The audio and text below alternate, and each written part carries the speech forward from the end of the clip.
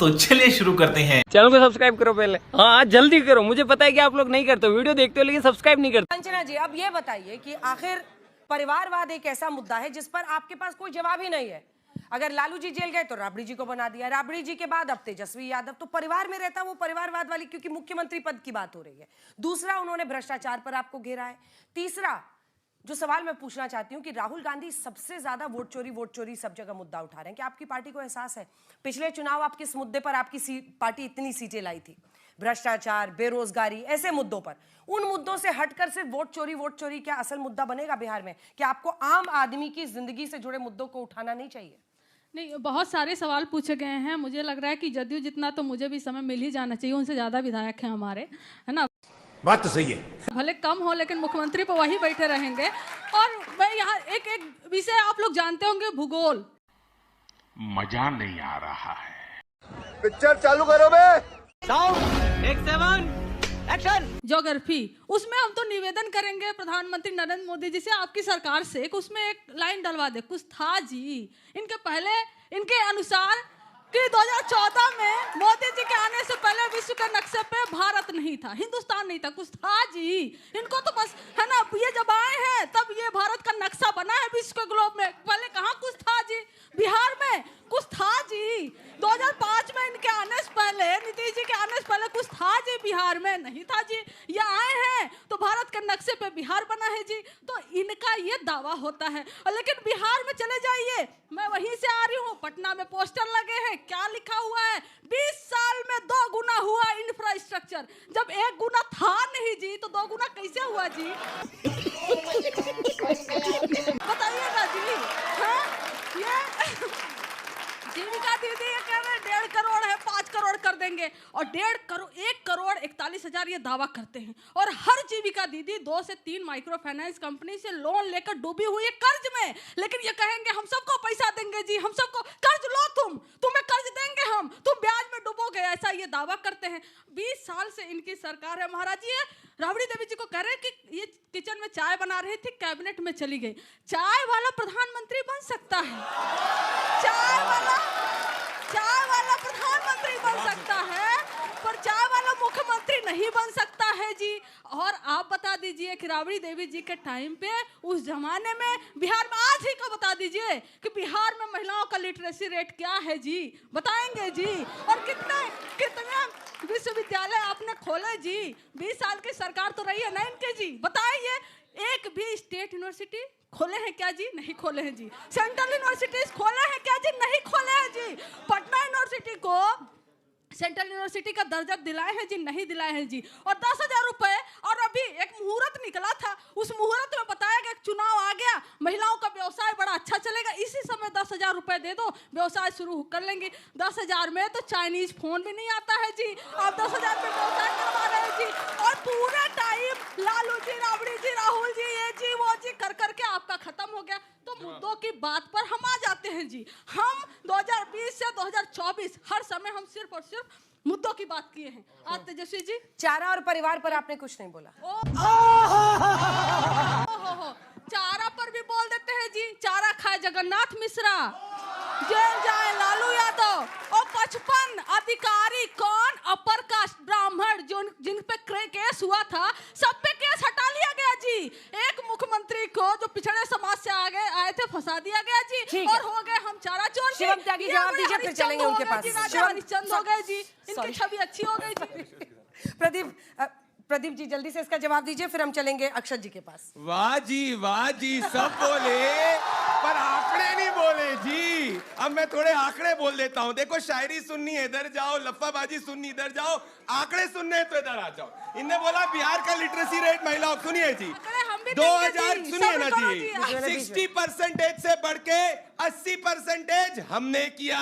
अब इनकी देखिए दुविधा क्या है। मैं समझ सकता हूँ कंचना जी जी जी जी जी जी क्यों कर रही है, क्योंकि इतना करने के बाद भी इनके बाजू में बैठे हुए जी ने, इनके बाजू में बैठे जी राहुल जी ने अभी तक तेजस्वी जी को मुख्यमंत्री पद का उम्मीदवार ही नहीं घोषित किया है जी। यहाँ तो पता नहीं ना नेता कौन, नीति कौन, नियत क्या, कुछ नहीं जी। चलिए इस शो में ये कांग्रेस के प्रवक्ता, हमारे तो नेता नीतीश कुमार मुख्यमंत्री पद के उम्मीदवार, नरेंद्र मोदी जी प्रधानमंत्री पद के उम्मीदवार। यहां पे क्या कांग्रेस पार्टी कह दे तेजस्वी यादव मुख्यमंत्री पद के उम्मीदवार है तो हम खुद ही ताली बजाते, पर ना बोलेंगे जी। अब आ जाते हैं डेटा पे जी। 15 साल में जब इनकी सरकार थी, बजट था बिहार का 23,000 करोड़ जी। हमारे समय हो गया 3,23,000 करोड़ जी। इनके समय बिहार के अंदर प्रति व्यक्ति आए 8,000 करोड़ जी। हमारे समय हो गया 66,000 करोड़ जी। इनके समय बिहार के अंदर 54% आबादी गरीबी रेखा के नीचे जी। हमने सबसे ज्यादा बिहार से लोग गरीबी रेखा के ऊपर निकाले जी। तो ये जी कर, अब दिक्कत क्या है? बिल्कुल चाय वाला प्रधानमंत्री बन सकता है, क्योंकि प्रधानमंत्री नरेंद्र मोदी जी के ना पिताजी ना माताजी ना कोई परिवार का व्यक्ति जो है राजनीति के अंदर है। इनके समय चाचा चाची दादा दादी पापा पापी सब पूरा परिवार राजनीति के अंदर है। आप जैसे युवा जो है भारतीय जनता पार्टी के अंदर ही चुन के एक बार प्रधानमंत्री बन सकते हैं। आरजेडी जाएंगे तेजस्वी यादव परिवार के नीचे रहना पड़ेगा। कांग्रेस जाएंगे गांधी वाड्रा परिवार के नीचे रहना पड़ेगा। बीजेपी आएंगे प्रधानमंत्री आप में से कोई भी बन सकता है कार्यकर्ता के रूप में, इनमें और हम में ये फर्क। हम भी बता देते हैं। चलिए अक्षर जी आप नेक्स्ट राउंड में। अक्षर जी देखिए, वो कह रहे हैं कि अभी चुनाव लड़े और अगर हार गए तो चले जाएंगे किसी राज्य में। मुझे भी उन्होंने इंटरव्यू में पीके ने लिख के दिया कि या तो 10 से कम सीटें आएंगी, नहीं सो मैं इसमें आपको एक बात बताना चाहूंगा कि आरोप और प्रत्यारोप के अलावा अगर हम मुद्दे की बात करें तो देखिए कि किसी भी राज्य में अगर वहां की जो संस्थाएं हैं, अगर उनमें पारदर्शिता की कमी है, सत्यनिष्ठा की कमी है, तो वो संस्थाएं किसी काम की नहीं रह जाती हैं। 1980 में जहां पर हमारा आज युवा बैठा है मेरे सामने, 1980 में जहां पे हमारा नैरेटिव होता था डेमोक्रेटिक रिफॉर्म्स, आज वो गिरकर इलेक्टोरल रिफॉर्म्स और उससे नीचे गिरकर इलेक्टोरल फर्जेबाजी और चोरी, वोट चोरी पर आके टिक गया है। और इसके बीच में जब मैं चुनाव आयोग से प्रश्न पूछता हूं या मेरे साथी कोई पूछते हैं तो आवाज पूछता इधर हूं, आवाज इधर से प्रवक्ता भाजपा की आती है, आवाज उधर से जेडीयू के प्रवक्ता की आती है। अरे मैं ये समझना चाहता हूं कि इतनी नीचे अब बिहार में जाके देखिएगा, बीएलओ बिना वोटर के पूछे उसका साइन करे जा रहा है, किसी को ना रसीद मिल रही है, एक घर में से सैकड़ों वोटर निकल रहे हैं और इसके बीच में जेडीयू के प्रवक्ता इसको आके जस्टिफाई करते हैं। अरे जीवन निकल गया नीतीश कुमार का सुशासन बाबू के लाने में, और आपके पार्टी के सर्वदलीय नेता सब लोग पहचानते हैं ना, इतना बड़ा बड़ा घोटाला कर दिया कि उस आदमी का जीवन बर्बाद कर दिए हैं। भाजपा वाले कहते हैं कि 4 करोड़ रुपए टैक्स नहीं दिया। अरे मोदी जी ने तो कहा था ना खाऊंगा ना खाने दूंगा, और आप ही के पार्टी के लोग जो कि आज बड़े बड़े घोटाले कर रहे हैं, हिम्मत आप में, उनसे पूछ लें कि क्या हो रहा है। अरे आप क्या पूछिए, कागज तो दिखाओ, कागज दिखा दिखा के पूछे हैं। हिम्मत नहीं है, हिम्मत नहीं है इस आदमी में, हिम्मत नहीं है। आज इनकी पार्टी के प्रवक्ता खुद पूछ रहे हैं कि अगर हिम्मत है तो इसको आके जस्टिफाई कर दो जो प्रशांत किशोर ने कहा है, नहीं तो इस्तीफा दो। जेडीयू के खुद प्रवक्ता कह रहे हैं कि आके अगर हिम्मत है तो बता दीजिए, नहीं तो इस्तीफा दो। मुझे ऐसा लगता है कि जो चुनाव आयोग से प्रश्न पूछते हैं और जवाब जो हमें यहाँ पे एनडीए के प्रवक्ता देते हैं, ये पक्का इससे समझ आता है कि गंगाधर ही शक्तिमान है। ये लोग क्या मिलजुल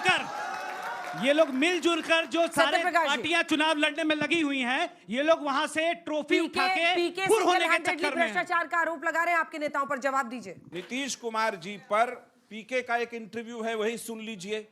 वो नीतीश कुमार जी की ईमानदारी की अभी तारीफ कर रहे हैं 4 दिन पहले के इंटरव्यू में। उनका एक मॉडल है पीके जी का, वो निकले गांधी के आश्रम से, जमीन पर घूमे, देखे नीतीश जी का सड़क एकदम चकाचक है, हर गांव में देखे कि बिजली चकाचक है, पंचायत में महिला बैठ के नीति निर्देशक तत्वों पे काम कर रही है, बच्चियां साइकिल से स्कूल जा रही है। पीके को लगा आप करे क्या, तो पीके साहब लौट के आगे पटना, एक मॉडल नया निकाला उन्होंने, उसको कहते हैं हड़बड़ी का मॉडल। क्यों भाई साहब कुछ ज्यादा नहीं हो गया, मतलब कुछ भी। 4 सीट उपचुनाव में हार गए थे, तो अब उनको लगा कि नीतीश कुमार जो कि जमीन पर जो पकड़ है वो देख करके जब लौटे, तो जिन नेताओं को चारों तरफ जहां जहां दलित समाज के कोई नेता हैं, कोई पिछड़े समाज के नेता हैं, उनको किसी तरह घेरो, तो कुछ सारे डॉक्यूमेंट लेके आए। मैं उन आरोपों को यहां से बैठ के खारिज करने की स्थिति में नहीं हूं, लेकिन एक सवाल मेरा पीके महोदय से है कि भारत के जिन जिन राज्यों में जिन जिन मुख्यमंत्रियों के साथ आप खड़े होकर के जहां जहां लड़ा रहे थे, उन पैसे का हिसाब सार्वजनिक रूप में दीजिए। दिल्ली में केजरीवाल जैसे भ्रष्ट आदमी को चुनाव लड़ा करके आपने जितवाने की कोशिश की, कौन सी साजिश का हिस्सा था? ममता बनर्जी को जिताया आपने। अगर आप गए रेवंत रेड्डी वहां एक वाईएसआर कांग्रेस के साथ खड़े हुए, स्टालिन के साथ खड़े हुए, हर जगह भारत में आप खड़े हुए, आपकी राजनीतिक विचारधारा है क्या? वो कहते चलिए बिहार बदलने आए। प्रभु 20 साल से बदल रहे हैं।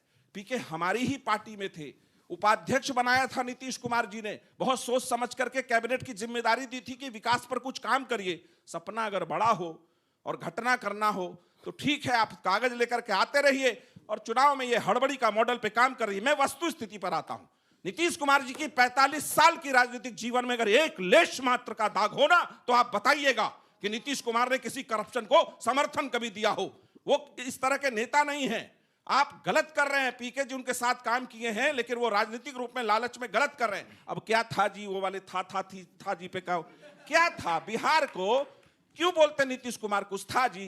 अब राबड़ी देवी चला रही है बिहार, तो क्या कहेंगे कि कुछ था जी? यही बोलेंगे ना। अभी आते हैं साक्षरता दर। मुझे दुख है कि बिहार के मुख्यमंत्री होकर के भी उनका बाल बच्चा ठीक से पढ़ लिख नहीं सका। इस साक्षरता का तो मुझे दुख है। राबड़ी जी का बच्चा है वो। बिहार के मुख्यमंत्री जब बने उनके बाद तेजस्वी जी का जन्म हुआ है।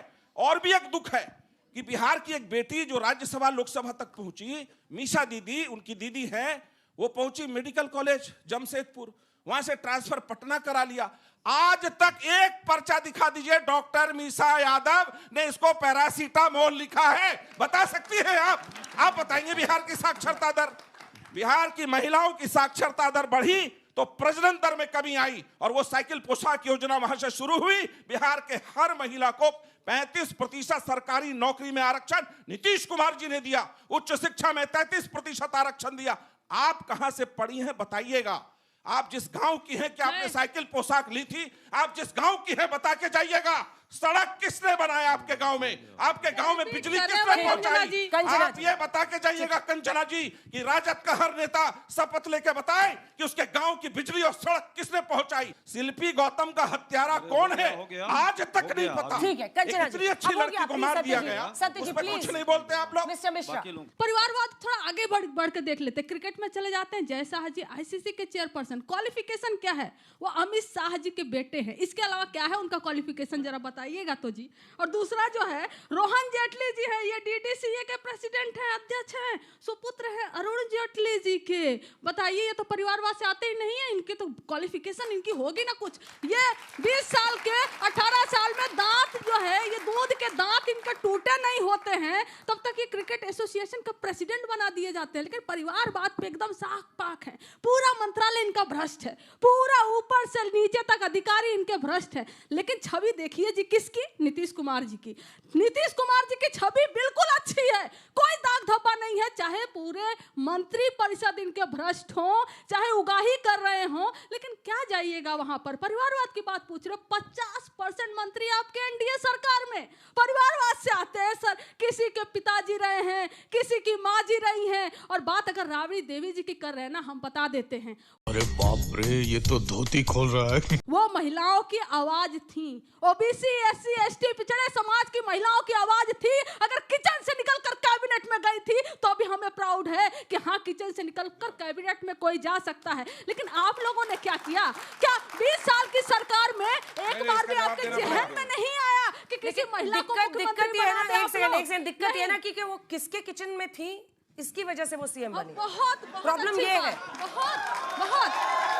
बहुत अच्छी बात। किसके किचन में थी, कहां से पहुंचा दी गई? वही परिवारवाद की बात तो हम भी कर रहे हैं। बताइए सम्राट चौधरी जी, शकुनी मामा, शकुनी चौधरी के बेटे नहीं है क्या जिनको आप अध्यक्ष बनाए थे? डिप्टी चीफ मिनिस्टर है। परिवारवाद पे बात करिएगा ही मत। आप जो मंत्री बनाते हैं, ये पुत्रों को, सुपुत्रों को, जो भी आपको लगते हो अपनी नजर में, उन पर क्या जवाब दीजिएगा? बंद करते प्रथा को ना।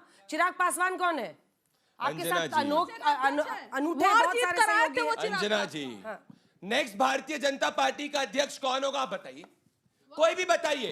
कोई नहीं बता सकता। ये होता है परिवारवाद के खिलाफ। इनके समय आज तेजस्वी यादव, कल तेजस्वी यादव, परसों तेजस्वी यादव का बेटा, नरसों उसके बेटे का बेटा, या बेटे के बेटे के बेटे के बेटे के नीचे ये रैकेट चल रहा है। ये फर्क होता है। परिवार से कोई व्यक्ति अगर राजनीति में आए उसको परिवारवाद नहीं कहते, परंतु सिर्फ एक परिवार राजनीति के अंदर शीर्ष पदों पर बैठे रहे उसको परिवार कहते हैं। योग्यता मतलब ये होता है शीर्ष पद किसी के लिए रिजर्व नहीं होते। क्या आप लोग ये गारंटी दे सकते हो अगर इनकी सरकार बनेगी तो अपराध का गिरोह नहीं चलेगा? जैसे 5 बजे के बाद में महिलाएं घर के बाहर नहीं निकल सकती थी, चलो छोड़ो। इनमें अगर आप यहाँ पे नेता नीतीश कुमार, नरेंद्र मोदी, कांग्रेस को ओपन चैलेंज है आज तक पे, डिक्लेयर करके बताओ तेजस्वी यादव अगर मुख्यमंत्री पद के उम्मीदवार है तो डिक्लेयर करके बताओ। मजा आया, और मैं ये जो मजा है हिंदुस्तान के हर व्यक्ति को देना चाहता हूं।